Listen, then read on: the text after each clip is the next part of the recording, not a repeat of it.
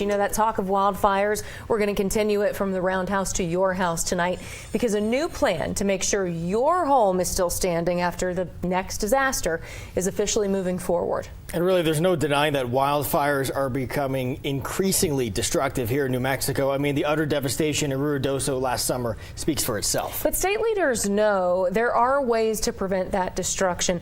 Griffin Rushton is at our roundhouse. And Griffin, what's the plan to keep people ahead of the flames, so to speak?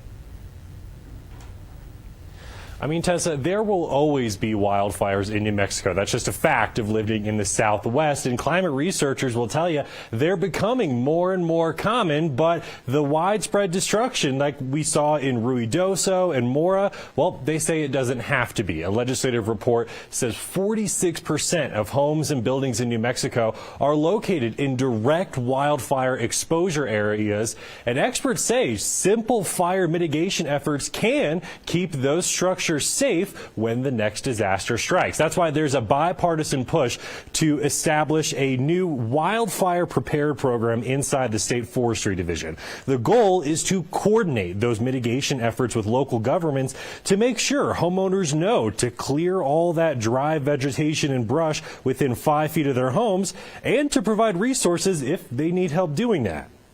In order for home hardening to really have a significant effect, it needs to happen at a scale of about 80% of the neighborhood.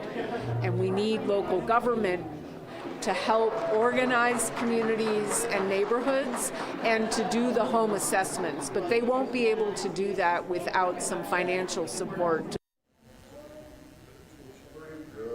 The Senate Conservation Committee unanimously approved that proposal this morning, which is also expected to help lower wildfire insurance costs, another issue state lawmakers are keen on addressing this year. The insurance industry has been part of our conversations all along, and what they have said to us consistently is that if New Mexico gets an effective wildfire mitigation program in place, which is exactly what Senate Bill 33 is, then they will do their part as well.